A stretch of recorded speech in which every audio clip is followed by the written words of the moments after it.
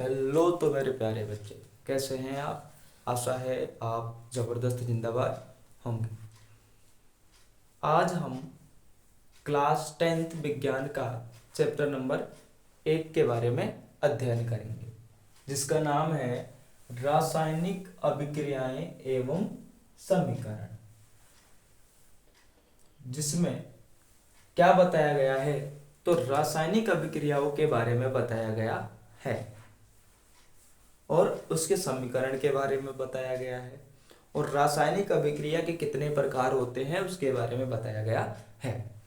तो देखिए, इस चैप्टर में क्या है कि परिवर्तन, पहला टॉपिक है परिवर्तन। और परिवर्तन होता क्या है।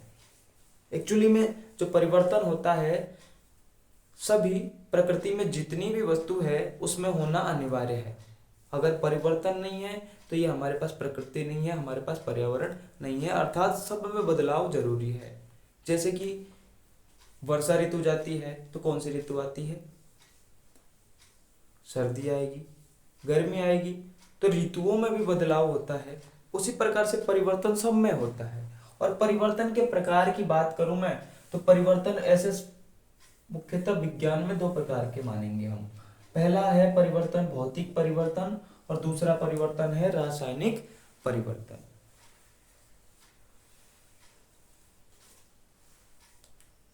जिसमें क्या होता है देखते हैं, भौतिक परिवर्तन को समझते हैं हम, फिर हम रासायनिक परिवर्तन के बारे में समझेंगे। तो इस भौतिक परिवर्तन को समझने से पहले हम एक बात समझते हैं, ठीक है। जैसे कि मैंने कोई वस्तु लिया, मैं ले लेता हूं चीनी, और क्या ले लेता हूं, और यहां ले लिया मैंने चीनी के साथ जल, और फिर क्या ले लेता हूं, एक नींबू ले लेता हूं, और मैंने क्या बना दिया, यहां पे बना दिया, क्या बना दिया, अब शिकंजी बना दिया मैंने यहाँ पे। देखिए साहब, चीनी लिया, नींबू लिया और जल लिया, और क्या बना दिया, शिकंजी बना दिया, ठीक है। जैसे कि हम a प्लस बी ले लेते हैं बराबर हम क्या बना देंगे, c बना देते हैं। तो मान के चलो, जो ये एरो है, इस एरो के जो बाएं साइड जो समीकरण होते हैं इनको बोला जाता है अभिकारक, अभिकारक। और जो दाहिने तरफ होते हैं उसको बोला जाता है उत्पाद, राइट है। अब देखो, जब अभिकारक से दोबारा उत्पाद में बदला जा सकता है, अभिकारक से उत्पाद में, और दोबारा उत्पाद से किस में बदला जा सकता है, अभिकारक में बदला जा सकता है, उस परिवर्तन को कौन सा परिवर्तन कहा जाता है, तो भौतिक परिवर्तन कहा जाता है। और वैसे ही जब अभिकारक से उत्पाद में तो बदला जा सके, परंतु उत्पाद से दोबारा अभिकारक में नहीं बदला जा सकता है, उसे कौन सा परिवर्तन कहते हैं, उसे रासायनिक परिवर्तन कहते हैं। तो देखिए, हम समझते हैं। जैसे हमने लिया 2 किलो चीनी, कितने किलो लिया, 2 किलो चीनी लिया, और 10 लीटर जल में हमने क्या कर दिया, इसमें घोल दिया, और 2-4-10 हमने डाल दिया नींबू, 10 नींबू डाल ली, हमने क्या बना दिया भाई साहब, शिकंजी बना दिया। अब शिकंजी में क्या हुआ कि कोई बच्चा है, हमारे पास लिमिटेड है चीजें, चीनी हमारे पास 2 केजी है, 2 केजी से अधिक नहीं है। अब कोई बच्चा है, क्या कहता है, मैंने शिकंजी बना दिया, तो सर मुझे तो क्या करना है, मुझे तो चीनी खानी है, मुझे तो चीनी ला के दो, मुझे तो शिकंजी नहीं पीनी है। एक बच्चा कहता है, नहीं सर मुझे बहुत प्यास लगी है, तो हमें तो पानी चाहिए। और एक कहता, नहीं सर हम तो नींबू खा लेंगे। मैंने कहा कि एक काम करो, इस शिकंजी में से क्या करो, आप इस नींबू को और जल को और इस चीनी को क्या कर दो, अलग अलग कर लो और खा लो। आप भी सोच रहे होंगे सर कैसी बेकी बातें कर रहे हैं आप, इस शिकंजी से हम नींबू कैसे प्राप्त कर सकते हैं, जल कैसे प्राप्त कर सकते हैं, चीनी कैसे प्राप्त कर सकते हैं। तो मैं यही समझाना चाहता हूं यहाँ पे कि अभिकारक से उत्पाद में तो हम बदल सकते हैं, लेकिन उत्पाद से दोबारा हम अभिकारक में नहीं बदल सकते हैं। ऐसी अभिक्रिया को ही रासायनिक अभिक्रिया कहा जाता है, रासायनिक परिवर्तन कहा जाता है, अभिक्रिया नहीं, सॉरी। देखिए, तो इसके बारे में हम लिखते हैं एक बार।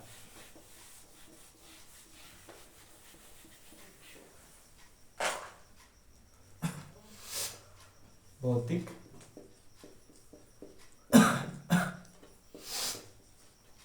परिवर्तन, और इसमें लिखते हैं हम, देखिए,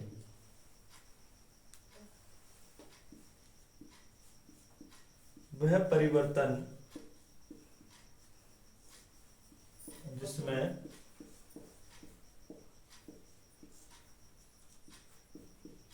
अभिकारक से उत्पाद में तथा उत्पाद से पुनः अभिकारक में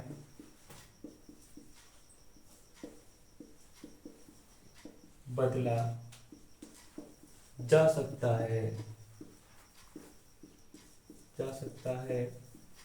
उसे क्या कहते हैं?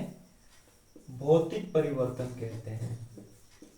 भौतिक परिवर्तन कहते हैं। अगर मैं इसके उदाहरण की बात करूं तो वो उदाहरण क्या हो जाएगा? उदाहरण यानी कि एग्जाम्पल, और वो हो जाएगा जैसे हमने बर्फ लिया और बर्फ से क्या बना दिया? हमने जल बना दिया। बर्फ को जब हमने गर्म किया तो वो किस में बन गया? जल में बदल गया। और जब इस जल को हमने ठंडा करा तो दोबारा क्या बन गया? ये बर्फ बन गया।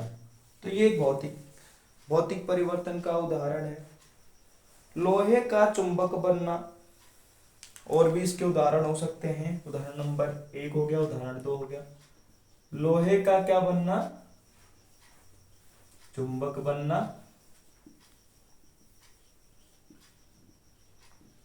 लोहे का चुंबक बनना, और भी उसका उदाहरण जो है नौसाधार का ऊर्ध्वपातन। नौसाधार का ऊर्ध्वपातन और ईटीसी, बहुत सारे एग्जाम्पल हो सकते हैं इसके। अब जो परिवर्तन है, रासायनिक परिवर्तन, इसके बारे में हम लिखते हैं। अच्छा, इसके हम गुण के बारे में एक बार लिख लेते हैं। भौतिक परिवर्तन के गुण क्या क्या हो सकते हैं? भौतिक परिवर्तन का गुण, भौतिक परिवर्तन के गुण। तो इसका गुण क्या हो जाएगा? देखिए, इसका पहला गुण क्या है? सबसे पहले भौतिक परिवर्तन की हम ये बात करें तो पदार्थ के केवल भौतिक गुण तथा अवस्था, रंग और गंध में परिवर्तन होता है। तो देखिए, हमारी पहली लाइन क्या है इसमें?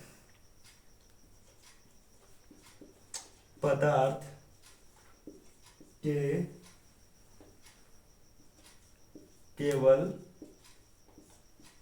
भौतिक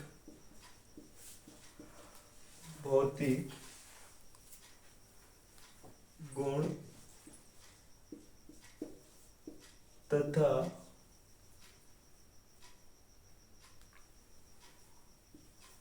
अवस्था,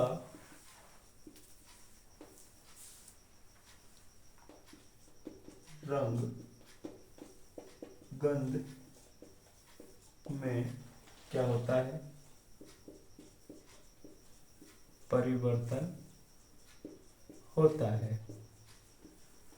यानी कि जो पदार्थ है उसके भौतिक गुण तथा अवस्था, रंग नहीं होगा यहाँ, गंध, रंग नहीं, रंग होगा यहाँ, रंग गंध में परिवर्तन होता है। नंबर 2 है इसका परिवर्तन का कारण हटाने पर पुनः प्रारंभिक अवस्था में आ जाता है। तो सबसे पहली बात यह है कि एक कैसा परिवर्तन है, यह एक अस्थायी परिवर्तन है, अस्थायी परिवर्तन है।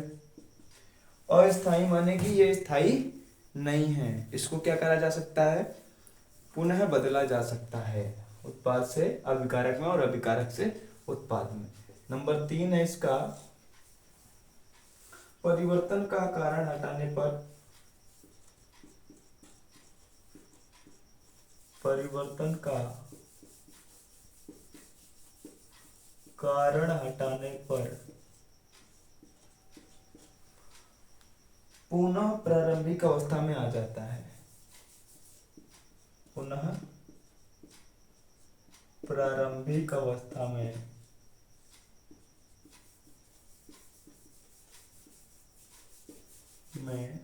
क्या हो जाता है, आ जाता है, आ जाता है। ठीक है। सबसे मोस्ट बात यह है इसमें कि कोई नए पदार्थ का निर्माण होता है, नहीं होता है इसमें, नए पदार्थ का निर्माण नहीं होता है, इसमें किसी नए पदार्थ का निर्माण नहीं होता है। और ये हमारे हो गए थे पूरे भौतिक परिवर्तन।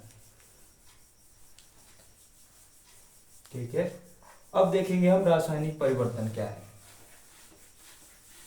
इसको मैं इरेज कर देता हूं एक बार।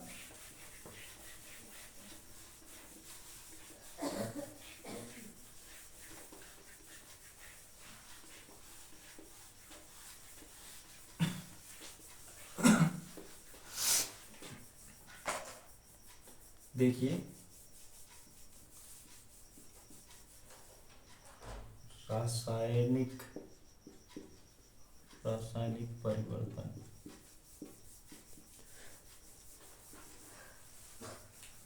अच्छा मैंने इसको लिख देता हूं वैसे, रासायनिक परिवर्तन। रासायनिक परिवर्तन किसे कहते हैं,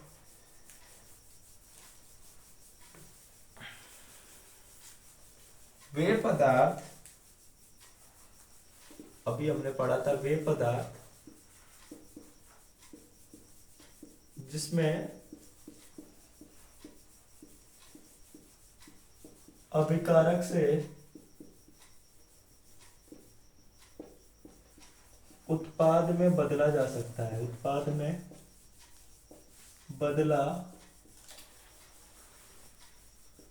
जा सकता है, परंतु उत्पाद से पुनः अभिकारक में नहीं बदला जा सकता है, नहीं बदला जा सकता हो,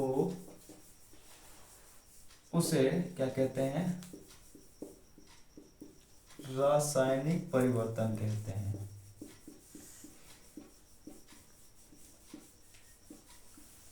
कहते हैं, एग्जाम्पल हम ले सकते हैं इसका। एग्जाम्पल में हम क्या लिखेंगे, दही का जमना, सब्जियों का खराब होना, दही का जमना,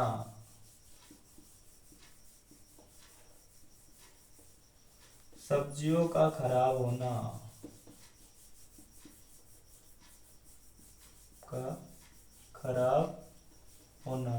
ये सारे जो परिवर्तन है, कैसे परिवर्तन है, रासायनिक परिवर्तन है। जैसे कि हो सकता है लकड़ी का जलना, लकड़ी का जलना। अब हमने क्या करा, देखिए गांव में क्या होता है कि पहले क्या होया करता था, लकड़ी पे खाना बनाया जाता था, यहाँ से चूल्हे पे लकड़ी से खाना बनाया जाता था। तो जो लकड़ी थी, लकड़ी को जलाने के बाद क्या होता था, राख बचा करती थी, राख। तो उस राख का उपयोग कई बार हम, जो गांव के लोग थे वो क्या करते थे, उस राख को लेते और राख से दांतों को रगड़ के साफ करा करते थे उसमें।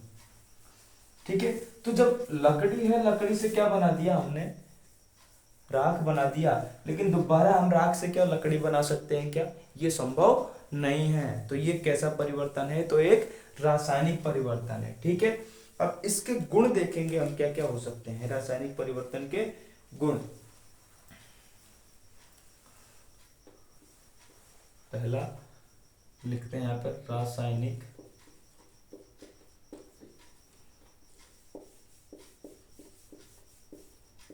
परिवर्तन के गुण।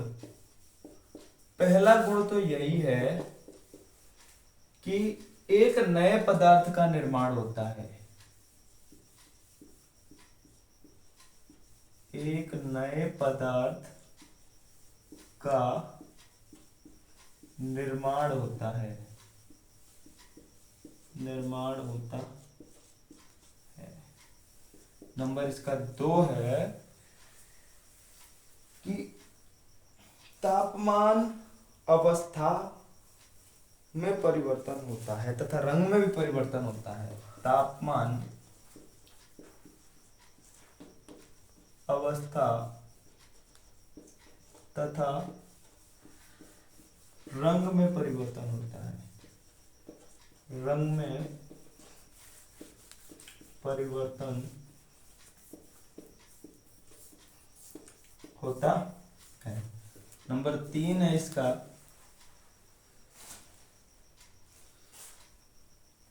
रासायनिक परिवर्तन में गैस का निष्कासन एवं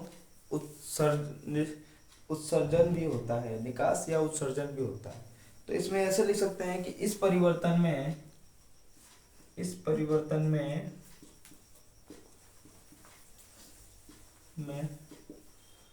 गैसों का विनिमय भी होता है,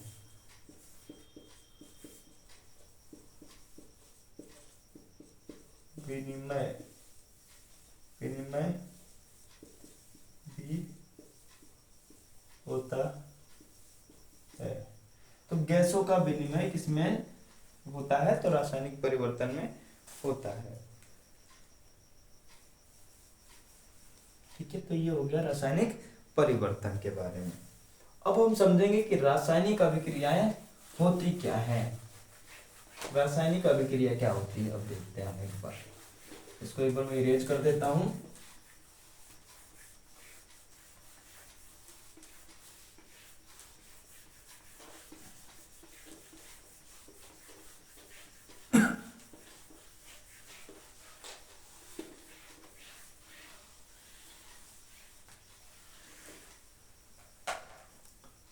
रासायनिक अभिक्रियाएं किसे कहते हैं, रासायनिक अभिक्रियाएं?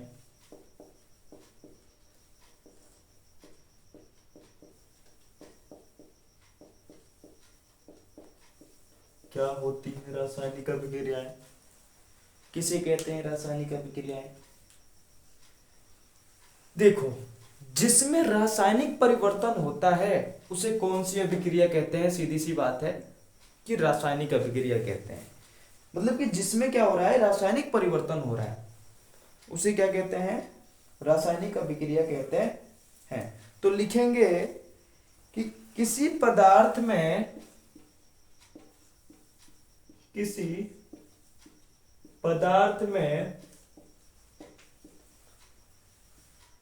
रासायनिक परिवर्तन का होना, रासायनिक परिवर्तन का होना ही रासायनिक अभिक्रियाएं कहलाती हैं। रासायनिक अभिक्रियाएं कहलाती हैं। तो किसी पदार्थ में रासायनिक परिवर्तन का होना ही क्या कहलाता है, रासायनिक अभिक्रिया कहलाता है। तो कहने का मतलब यह है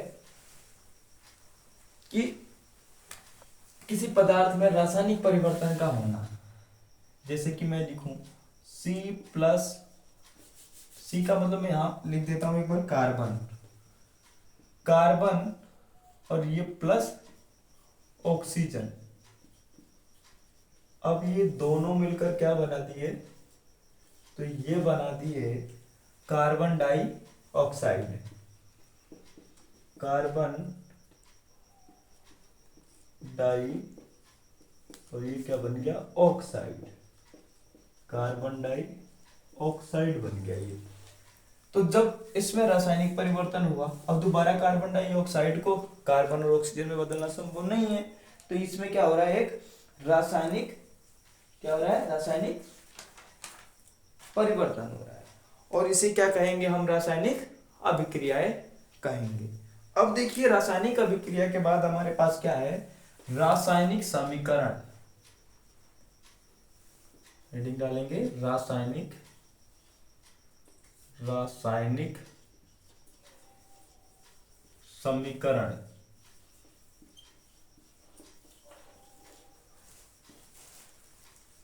रासायनिक समीकरण, रासायनिक समीकरण में क्या है कि देखिए इन रासायनिक अभिक्रियाओं को एक प्रतीक चिन्ह के द्वारा लिखा जाता है। रासायनिक अभिक्रियाओं को क्या किया जाता है, एक प्रतीक चिन्ह या अणुसूत्र के द्वारा दर्शाया जाता है, जिसे क्या कहते हैं, रासायनिक समीकरण कहते हैं। तो लिखेंगे रासायनिक अभिक्रियाओं, अभिक्रियाओं को एक नहीं लिखेंगे, रासायनिक अभिक्रियाओं को अणुसूत्रों के द्वारा, अणुसूत्रों के द्वारा दर्शाया जाता है, दर्शाया जाता है, जिसे क्या कहते हैं, जिसे रासायनिक समीकरण कहते हैं, रासायनिक समीकरण कहते हैं। कहने का मतलब कि ये जो रासायनिक अभिक्रिया थी ना, इनको एक अणुसूत्रों के द्वारा दर्शाया जाएगा, जिसे हम क्या कहेंगे, रासायनिक अभिक्रिया कहेंगे। देखिए जैसे कार्बन है, तो कार्बन का अणुसूत्र या प्रतीक चिन्ह क्या हो सकता है, तो इसका अणुसूत्र हो सकता है C, C माने कार्बन, और ऑक्सीजन का क्या हो सकता है, O2, तो ये हो गया O2, और ये दोनों क्या बन गए, तो ये बन गए CO2। अब ये रासायनिक अभिक्रिया थी, इन रासायनिक अभिक्रियाओं को एक अणुसूत्रों के द्वारा दर्शा दिया गया, और ये अणुसूत्र क्या कहलाते हैं, तो ये कहलाते हैं रासायनिक समीकरण। अब देखेंगे हम रासायनिक समीकरणों को कैसे लिखते हैं।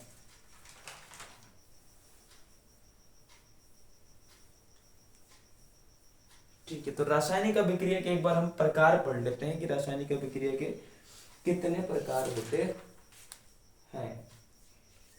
तो रासायनिक अभिक्रिया के प्रकार होते हैं हमारे पास, इसको मैं इरेज कर देता हूं एक बार।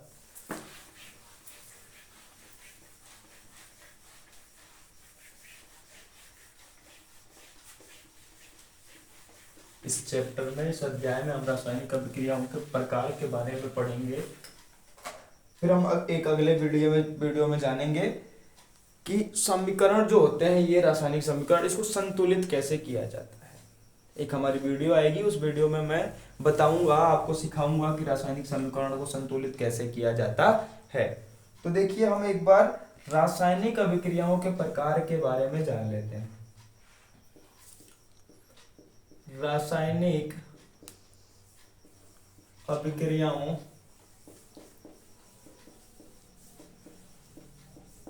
के प्रकार, तो इसमें हम पढ़ेंगे रासायनिक अभिक्रियाओं के प्रकार में वो अभिक्रियाएं कौन कौन सी हो जाएगी। एक तो हो जाएगी संयोजन अभिक्रिया, जिसके बारे में हम इस अध्याय में अध्ययन करेंगे। संयोजन अभिक्रिया। दूसरी है वियोजन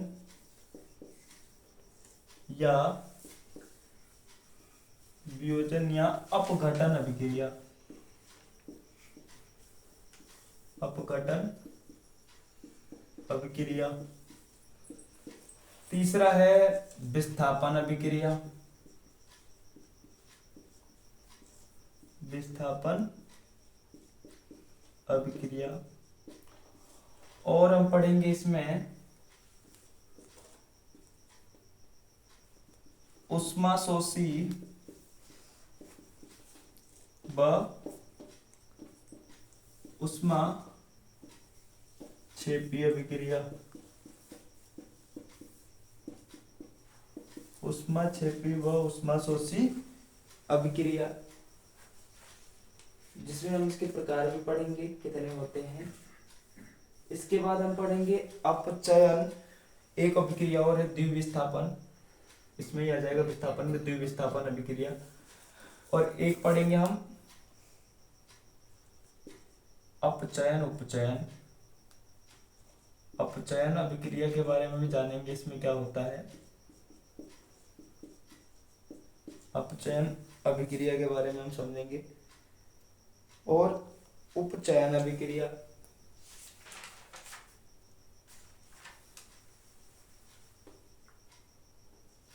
अपचयन उपचयन अभिक्रिया, रेडॉक्स अभिक्रिया,